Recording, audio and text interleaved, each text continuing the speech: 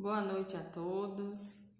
Vamos dar continuidade à leitura do capítulo da Bíblia. Boa noite. Hoje nós iremos fazer a leitura do capítulo 18 do livro de Lucas, dando continuidade. O capítulo 18 diz assim: Disse-lhe Jesus uma parábola sobre o dever de orar sempre e nunca esmorecer. Havia em certa cidade um juiz que não temia a Deus, nem respeitava homem algum. Havia também naquela mesma cidade uma viúva que vinha ter com ele, dizendo: Julga minha causa contra o meu adversário. Ele, por algum tempo, não a quis atender, mas depois disse consigo: Bem que eu não temo a Deus, nem respeito a homem algum. Todavia, como esta viúva me importuna, julgarei a sua causa, para não suceder que, por fim, venha a molestar-me. Então disse o Senhor: Considerai no que diz este juiz iníquo. Não fará Deus justiça aos seus escolhidos, que a ele clamam dia e noite, embora pareçam demorado em defendê-los? Digo-vos que, depressa, lhes fará justiça.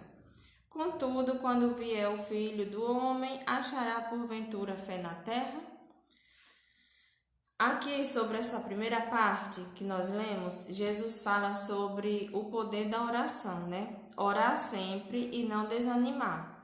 Ele mostra o exemplo da viúva que foi à procura de um juiz, né, para julgar a sua causa, porque ela queria justiça, e ele não era temente a Deus, não julgava a sua causa, mas de tanto ela insistir, ele acabou julgando.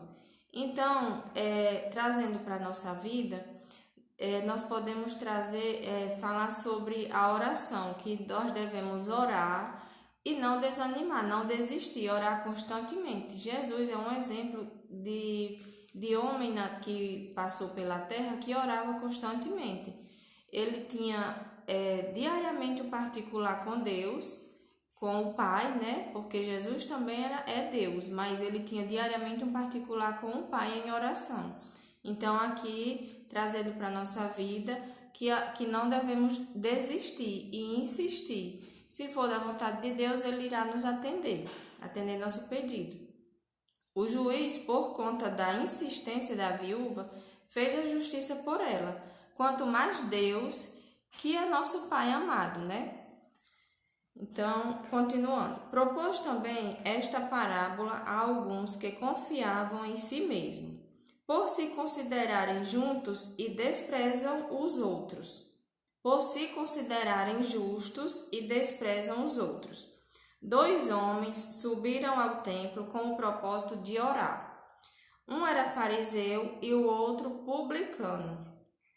O fariseu, posto em pé, orava de si para si mesmo desta forma: Ó Deus, graças te dou porque não sou como os demais homens, roubadores, injustos e adúlteros, nem ainda como este publicano.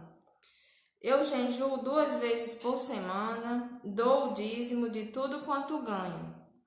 E o publicano, estando de pé, longe, não ousava nem ainda levantar os olhos ao céu, mas batia no peito, dizendo: Ó Deus, sê propício a mim, pecador. Digo-vos que este desceu justificado para a sua casa, e não aquele, porque todo o que se exalta será humilhado, mas o que se humilha será exaltado. Aqui sobre a exaltação, né? O fariseu, ele se exaltou, ele tinha uma religiosidade, porque a religiosidade faz com que a gente ache que é mais santo do que os outros, que é melhor do que os outros, né? Que é superior. Então, o que nós fazemos para Deus é nossa obrigação. Não devemos fazer querendo receber nada em troca, querendo receber exaltação. né? Porque a recompensa Deus nos dará no dia que Ele quiser e se nós merecermos, né? Porque nós não estamos fazendo favor nenhum, é simplesmente nossa obrigação. Então, o fariseu, ele se exaltava, ele era religioso demais, né? E queria ser santo demais, e queria ser bom demais. Já o publicano, não. O publicano, ele se humilhou, ele reconheceu que era pecador, que não merecia, né? A misericórdia de Deus, né? Então, Deus se agrada de quem? De quem se humilha. Quem se humilha será exaltado, e quem se exalta será humilhado, certo? Traziam-lhe também as crianças para que a tocassem, e os discípulos, vendo, os repreendiam. Jesus, porém, chamando-os para junto de si, ordenou: Deixai vir a mim os pequeninos e não os embaraceis, porque dos tais é o reino de Deus. Em verdade vos digo, quem não recebeu o reino de Deus como uma criança, de maneira alguma entrará nele. Aqui, sobre a criança, Jesus fala, ele nos compara a uma criança, por quê? Porque uma criança, ela é humilde, né? Ela tem total dependência dos pais. Uma criança tem total dependência da mãe, do pai, do mesmo jeito que nós devemos ter total dependência a Deus. Então, por isso que ele nos compara a uma criança. Pela questão da criança ser sincera, ser inocente, né? Então, dessa forma é que, em verdade vos digo, quem não recebeu o reino de Deus como uma criança, de forma humilde, de forma assumindo a sua dependência de Deus, de forma alguma entrará nele. Certo homem de posição perguntou-lhe: Bom mestre, que farei para herdar a vida eterna? Respondeu-lhe Jesus: Por que me chamas bom? Ninguém é bom senão um, que é Deus. Porque naquela época, né, diziam que Jesus não era Deus e bom só é Deus. Isso nos mostra que Jesus é Deus também, né?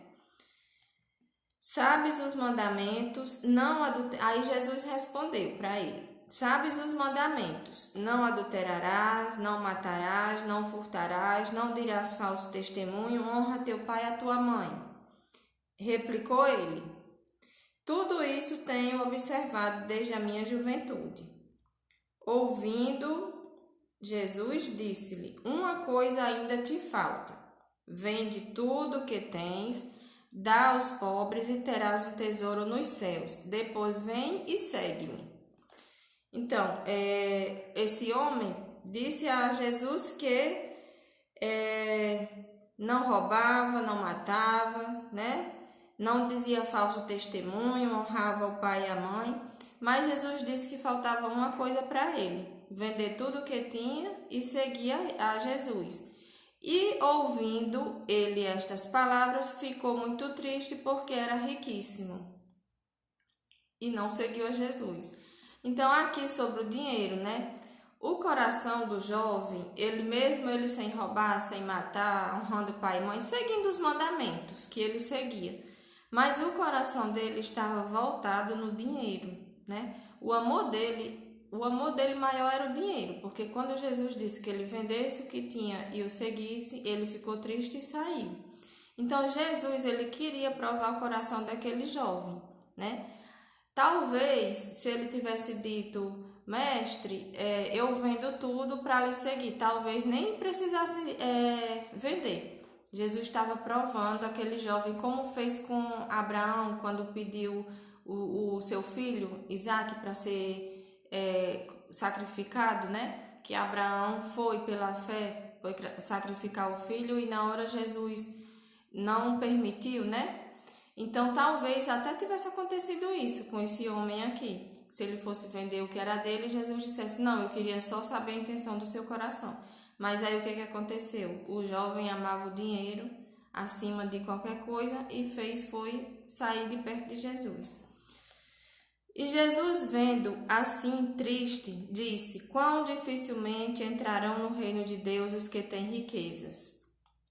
porque é mais fácil passar um camelo pelo fundo de uma agulha do que entrar um rico no reino de Deus. E os que ouviram disseram: sendo assim, quem pode ser salvo? Mas ele respondeu: os impossíveis dos homens são possíveis para Deus. E disse Pedro: eis que nós deixamos nossa casa e te seguimos. Respondeu-lhe Jesus: em verdade vos digo que ninguém há que tenha deixado casa, mulher, irmãos, pais ou filhos por causa do reino de Deus, que não receba no presente muitas vezes mais e no mundo por vir a vida eterna. Então, aqui, sobre essa questão da riqueza, não quer dizer que porque diz que é mais fácil um camelo entrar no fundo de uma agulha, né, do que um rico entrar no reino de Deus. O camelo passar pelo fundo de uma agulha. O problema não está em ser rico, porque você pode ser rico, você pode ter dinheiro e você pode ter bens, você pode lutar para conquistar as suas coisas, né? Trabalhar, ser próspero. O problema não é esse, o problema é o seu coração estar voltado no dinheiro, né? Em primeiro lugar, porque na Bíblia fala de muitos homens que foram ricos, bem-sucedidos e tiveram a sua salvação, né? Tinham Jesus no seu coração em primeiro lugar e isso não impediu deles serem salvos, não. Nós temos Abraão, que era um homem de posses, era um homem rico. Salomão, né? Foi um homem muito rico. Davi também. Então, o problema não é a riqueza, o problema é você colocar a sua confiança no dinheiro, né? Você colocar a sua confiança no dinheiro, a sua confiança na sua profissão. Tudo isso foi Deus que nos deu, nós não temos nada. Então, a nossa confiança primeira deve estar em Deus, para poder Ele nos abençoar no que nos deu, né? Continuarmos sendo abençoados com as bênçãos aqui na terra. Tem pessoas que a sua confiança está no seu dinheiro, tem outras que está no seu trabalho, tem outras que está na beleza física, né? Tem umas que conseguem as coisas pela beleza. E tudo isso passa, tudo isso se acaba, né? Continuando aqui. Tomando consigo os 12, disse-lhe Jesus: eis que subimos para Jerusalém e vai cumprir-se ali tudo quanto está escrito por intermédio dos profetas, no tocante ao Filho do Homem. Pois será ele entregue aos gentios, escarnecido, ultrajado e cuspido. E depois de o açoitarem, tirar-lhe-ão a vida, mas ao terceiro dia ressuscitará.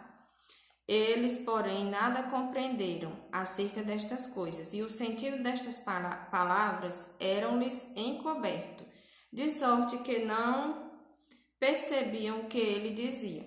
Aqui Jesus já estava prevendo, né, a sua morte, que ele iria ser açoitado, cuspido, escarnecido. E os seus apóstolos não entendiam ainda o que ele estava dizendo, porque não era o momento deles entender.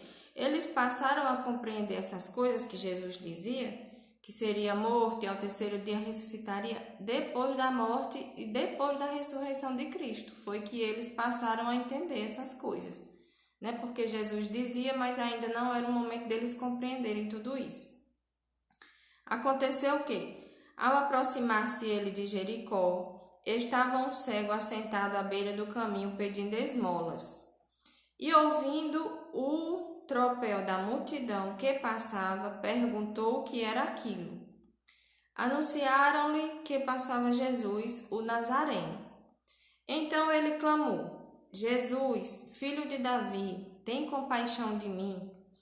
E os que iam na frente o repreendiam para que se calasse. Ele, porém, cada vez gritava mais: Filho de Davi, tem misericórdia de mim. Então parou Jesus e mandou que lhe trouxessem. E tendo ele chegado, perguntou-lhe: Que queres que eu te faça? Respondeu ele: Senhor, que eu torne a ver. Então Jesus lhe disse: Recupera a tua vista, a tua fé te salvou. Imediatamente tornou a ver e seguia-o, glorificando a Deus. Também todo o povo, vendo isto, dava louvores a Deus. Aqui é sobre o cego, né? O cego, ele teve fé em Jesus, a fé dele que ele poderia ser curado, né? E ele não desistiu, porque quando ele começou a gritar por Jesus, as pessoas mandavam ele sair de perto, né? Calar a boca e sair de perto. Mas ele insistiu, ele gritava ainda mais alto. A sua fé era tanta que ele gritava mais alto ainda, né? Então, isso mostra que nós devemos perseverar diante dos problemas, diante dos confrontos da vida, né? Diante das dificuldades, devemos perseverar e não desistir, como fez o cego, ele não desistiu. E a cura vai acontecer. Não é obrigado nós termos uma enfermidade ou estar passando por uma dificuldade, um problema, e orar e acontecer na hora que a gente quiser. Não é assim. É no tempo de Deus, no propósito de Deus. Então, se você tiver uma enfermidade e orar e não acontecer a cura, não quer dizer que não vai acontecer. Vai acontecer de acordo com a vontade de Deus e não com a nossa, né? Nós devemos entender isso também. Porque muitas vezes tem pessoas que oram pedindo cura, mas não é curado. Mas é porque não é a vontade de Deus ser curado naquela hora, né? Para tudo tem um propósito, tem a vontade de Deus em primeiro lugar e não a nossa. Não é assim? Então, terminou aqui o capítulo 18. Amanhã eu estarei aqui com o capítulo 19, se Deus permitir. E eu gostaria de, como todos os dias, né, agradecer a Deus por estar aqui, por esta oportunidade que Ele nos concede, nos dando saúde para podermos estar aqui, lendo um capítulo da sua Bíblia e comentando um pouquinho sobre ele.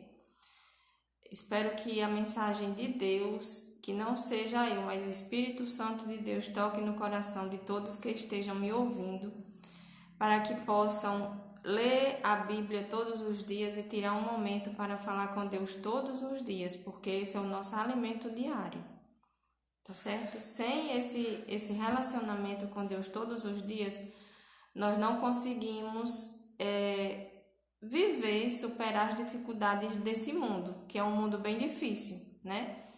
Para podermos seguir em frente. Tá certo? Que Deus nos dê uma boa noite, amanhã é um dia de paz, na sua presença. Boa noite a todos vocês e até amanhã.